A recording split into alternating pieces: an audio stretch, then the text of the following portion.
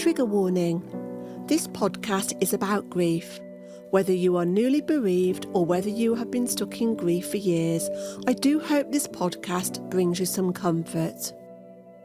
Grief is such a universal experience, but we all do it differently. This podcast is not about fixing you or forcing the healing process because there is no cure for grief. It can only be experienced, absorbed, loved and cared for. So whether you are doing it privately behind closed doors or like me, you are kicking and screaming your way through, let's support each other. My name is Louise Bates, and my hope is that this podcast shines a light on your path and gives you the strength to navigate your way through the grieving process. I'm sending you so much love and support, and I look forward to sharing this journey with you. Hello, and welcome to this episode of A Gift for Grief, a space we speak openly and gently about the complexities of grief. In today's episode, I'm going to talk about one of the most painful yet common questions that grieving parents face. How many children do you have? It's a simple question. It's a polite, even friendly conversation starter. But for a parent who has lost a child, it can be really painful. It's a question that brings complete panic as we struggle to find the right answer. If you've lost a child, you know exactly what I mean. You're at a new job, a school function, or chatting with someone at a cafe, and then it comes. So how many kids do you have? I remember the first time I was asked this question. I had just returned to work after the death of my son Matthew. I was with a new client and filling out the consultation form with her. She started telling me about her daughter who had just gone off to university and how stressed she was, but also how excited she was for her daughter, and we were having a lovely chat when out of the blue she dropped the question. How many children do you have? In that moment, my mind went into complete panic. Here I was working as a therapist with my professional therapist head on, and I answered, "Yes, I have a daughter." And then I suddenly changed the subject and brought the conversation back to her. I was very professional, and she had absolutely no idea what was going on inside me in that moment. I just managed to get through this session, keeping it together, but as soon as she left, I was completely heartbroken.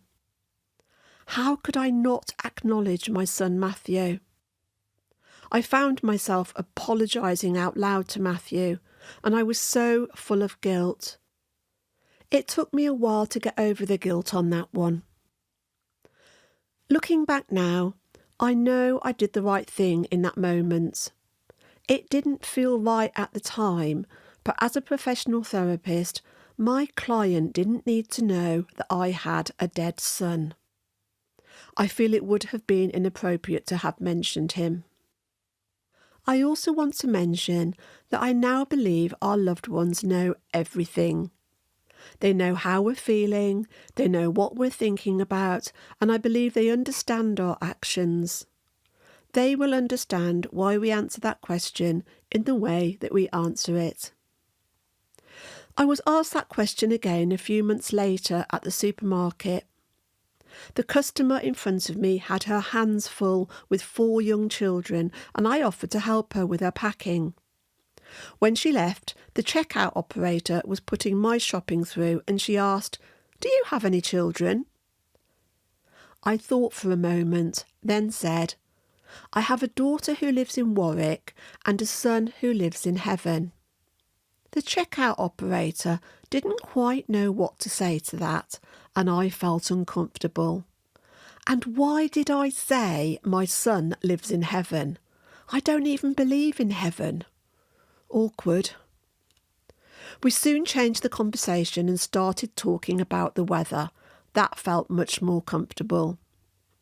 As I took my receipt, the checkout operator took my hand and said, "Thank you for mentioning your son." And she squeezed my hand.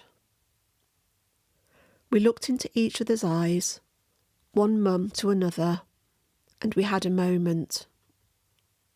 "What was your son's name?" she asked, and I said Matthew. I could feel the tears pooling in my eyes, and I was doing my best to not blink. Then she said, "That's a lovely name." And I said, "Thank you. It's Matthew with 2 T's. And she smiled as I walked away with my shopping. I thought she handled it perfectly, but I might not do that again, because it's not a good look walking back to your car with snot and tears all over your face. So let's talk about it. The question, how many children do you have? It often comes from a place of innocent curiosity, but for bereaved parents it's a tough one. And the truth is, there's no one right answer to it. Only the right way for you in that moment with that person. Some parents answer truthfully and include their child who died. Some parents choose not to protect themselves from the further pain or awkwardness. Some parents tailor their answer depending on who's asking, whether it's a stranger at the supermarket, a work colleague, a new acquaintance, or someone who may never need to know the whole story, and all of these responses are valid. You are not betraying your child if you don't mention them, and you're not oversharing if you do. You are surviving.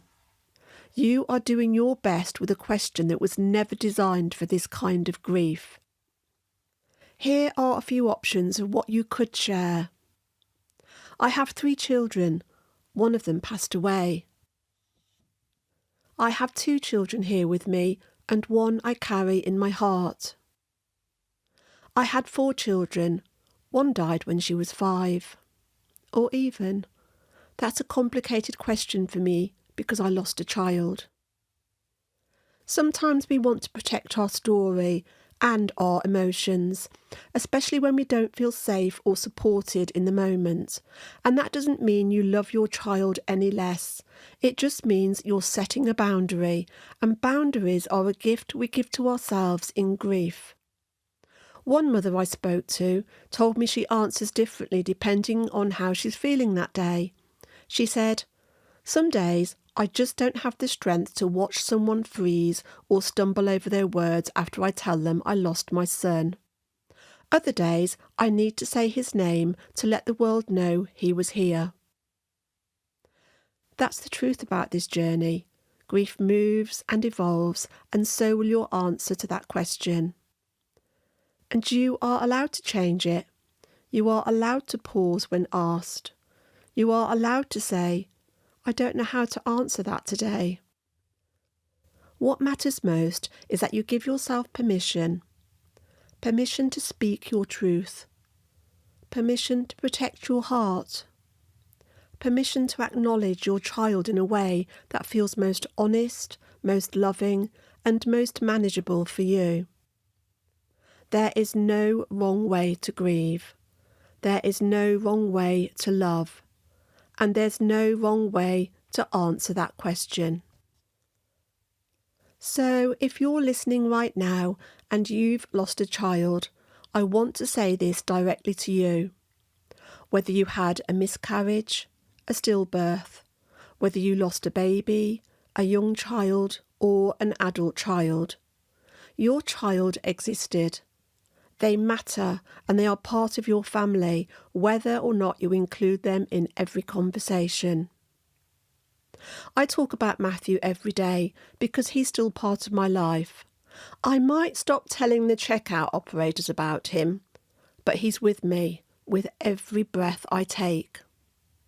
So when someone asks, "How many children do you have?" you get to choose your answer. It's your story, and it's okay if it looks different every time. We live in a culture that's uncomfortable with grief, especially when it comes to children. People don't know what to say, and so When we do choose to speak their name or mention their existence, we're sometimes met with discomfort, awkward apologies, or silence. And that hurts. Not just because of what we've lost, but because of what we continue to carry quietly every single day. If you're listening and you haven't experienced this kind of loss, but you care about someone who has, here's a gentle invitation. Be someone who makes space. If someone says, "I had a daughter but she passed away," don't rush past it. Don't change the subject. You don't need perfect words, just a simple heartfelt, "I'm so sorry, what was her name?" That can mean the world to a grieving parent. Allow parents to talk about their children, all of them, without making them feel like their grief is too much or their love is too heavy. Thank you for spending this time with me today. I'm sending love to every parent listening who carries a child in their heart. If today's episode spoke to you, please feel free to share it with someone who might need the comfort too. Or simply take a quiet moment to speak your child's name, whether in a whisper, a thought, or a breath. And finally, remember that when we make peace with our grief, this sends our loved ones peace too. I'm Louise Bates, therapist, author, and your host. I'll meet you next time as we gently unpack the sorrow, the strength, and the surprising gifts that grief can bring. Thank you for listening to this episode of A Gift for Grief. If you found it comforting, please consider subscribing to my podcast so you don't miss any future episodes. Please also leave a review because it helps others to find the show. Together we can help each other become more grief literate. To learn more about my personal journey and my 2 books on grief, visit www.louisebates.co.uk. The music on this podcast was written and recorded by my son Matthew Bates and can be found on his 2 albums, Fight Back and Kaleidoscope. And finally, if you're struggling with grief or concerned about your mental health, please reach out to your doctor. You don't have to go through this alone. Until next time, be gentle with yourself and thank you for listening.